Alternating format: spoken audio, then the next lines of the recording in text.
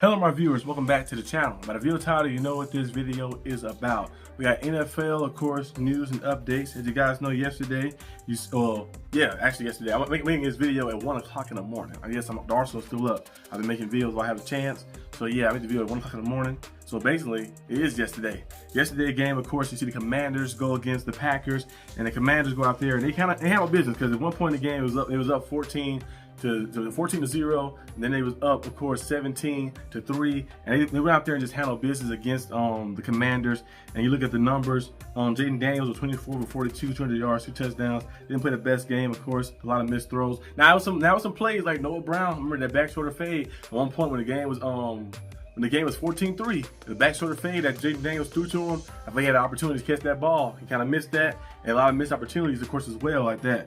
You know, Terry McLaurin, 5 catches, 48 yards. Last week he had 2 catches, 27 yards. Now I know he got to pay his big time money. You got to make some plays. You got to step up. You got to find a way to get open. Zach Ertz, he led them with 6 catches, 64 yards, and touchdown. Deebo Samuel had another touchdown as well, 44 yards, 7 catches as well. And then yeah, they wasn't really able to do a lot that they wanted to out there. But yeah, we'll see what happens, of course, with them. They probably bounce back with their team, of course. The Packers right there just teed off on them. Look at Jordan Love. He had 292 passing yards, 2 touchdowns, 1931. Now the first half he had 200 passing yards. He was on pace for 400, but he kind of slowed down a little bit, missed some. I mean, they had some missed throws, of course, but they wasn't really playing as aggressive because it was there to take the points when you get them. Like he could have forced one in. Last year he probably would have forced one in. You know that one it was down there on 3rd down. Instead of forcing it, take the field goal. Let's go 17-3. Make it 17-3 lead and keep adding points. Josh Jacobs had 84 yards, a touchdown on 23 carries. We also seen, of course, Tucker Kraft had one of his best games of his career. I think the best game of his career. 6 catches, 124 yards, and a touchdown. And then also, of course, you see the players that got hurt, of course, in the game. You see Jaden Reed get hurt in the game. He suffered a collarbone, right? Suffered a broken collarbone, yes, a broken collarbone in the game. He's going to be out for a while. They said they have hope that he might return later this season, but they said as of now he's going to be out for a while. And then Austin Ekeler had a torn Achilles. He's going to be out for a while too. So we'll see what happens, of course, with that situation. Hopefully they heal up correctly and heal up well. Austin Ekeler plays hard. He plays very hard. You know, from the Chargers days, now as a Commander as well, he plays very hard. He loves a guy who's always crafty. You know, he'll make a play, play his little guitar when he score a touchdown. He get the dump off screens. He can line up as a receiver. He can get handoffs. He used to do a lot of things for the Chargers. And he just plays that tough style football. He's like one of those Darren Sproles type backs, but big, a little bigger, of course.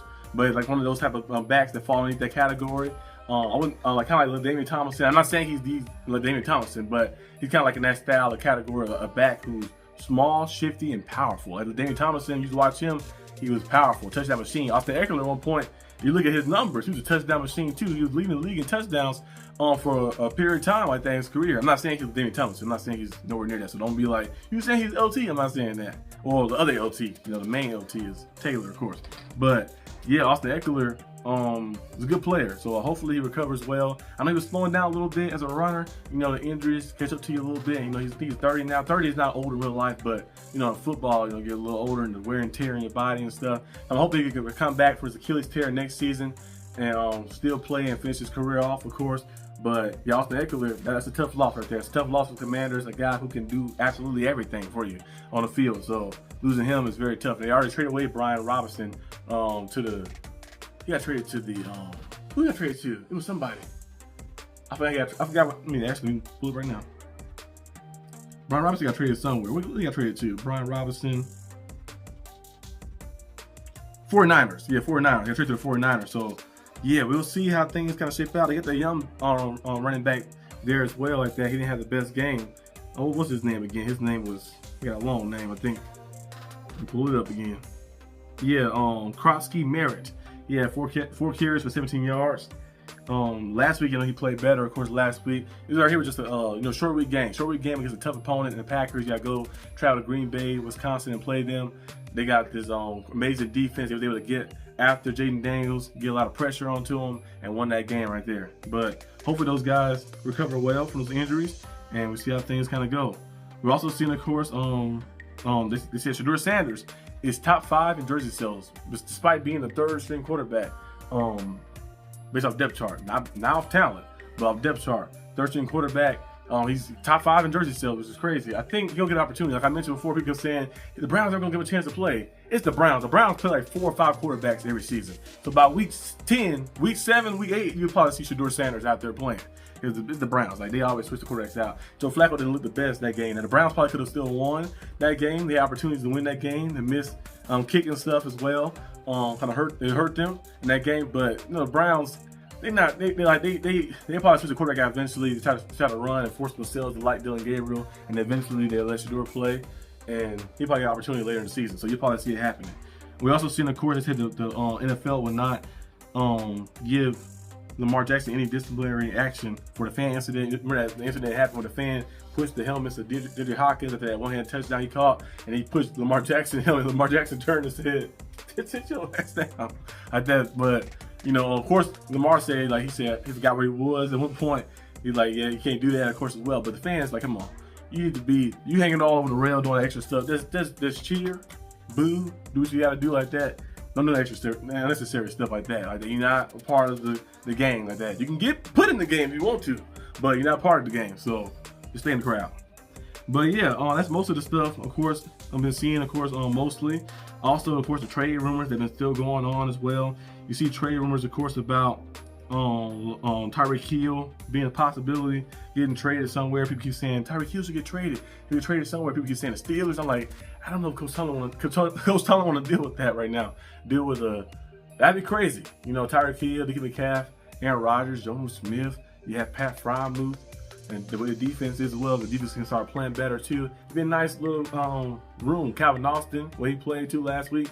But I feel like the Steelers should just roll with what they got. Now, if you want to go out there and get maybe like another veteran who just fits in like that, very well, it'd be good. But I don't know if another star receiver will help us. Of course, he'll help offensively. Of course, like that, Tyreek Hill is a good player, but I don't know if that'll be worth everything. But it depends. You never know what can happen. I would be all for it if they did do it. They got it done. I was okay. I wouldn't be mad about it. I wouldn't be like complaining like, oh no. So we'll see what happens. The Chiefs, of course, another team. If you get thinking that could possibly get Tyreek Hill and bring him back, that'd probably be the best case scenario for Tyreek Hill. He let the Chiefs went and did his thing with the Dolphins, had some of his biggest numbers with the Dolphins as well. But going back to the Chiefs would be perfect because the Chiefs need another guy over there. They need a guy who's a top level guy who can get open. And Tyreek Hill is one of the best, and Andy Reid used him very, very well. So that'd be cool too. But we'll see if the Dolphins are even going to trade Tyreek Hill. I don't know what the asking price exactly would be. If people have rumors, of course, about the asking price, they were saying to the $90 million receiver, they're most likely going to be at least a second round pick. What would the asking price be? Trying to see. It got at least be a second round pick. Yeah, maybe second round pick, a third round pick or something. Maybe both of those. First round pick, it might be first round pick. Depends on what the team is giving it up. Like, of course, the Steelers team, for some of those teams like the Chiefs and Steelers, those picks will be later in the first round, so they're kind of like early second round picks. So you wouldn't mind giving those up because your team's going to go out there and be deep in the playoffs or something. But it depends on kind of the scenario of things, of course. So we'll see if he gets traded. I think the main one I've been seeing, of course, as well. One of the trade rumors, of course. So that's one of the main things. And they're trying to monitor. We've seen Michael Parsons get traded, of course, to the Packers a few weeks back. You see a lot of big things happening. Is Darius Smith signing with the Eagles was another big thing too that happened. Of course, did it happen today? It was today or yesterday or something like that. He signed with the Eagles. He revealed why he signed. He was like, yeah, he heard how good it was. But in reality, we know you're trying to get that ring, which is okay. Like that. You go to the best team possible and available. And the Eagles got a lot of pieces a lot of pass rushers, a lot of pieces up front. Add a guy like Darius Smith in that mix is going to be very crazy. I'm surprised the Lions didn't bring him back. So we'll see what happens, of course, fully. But yeah. This is all I have for today's video. If you haven't seen the NFL week game, I did the game picks for week 2. Go and watch that video. That video is uploaded already. You can go and see my game picks. I went 10-6 first week. I'm trying to go, 16-0 this second week. We'll see what happens. But yeah, this is all I have today. And I'll see you guys when I see you next time on the channel. Peace out.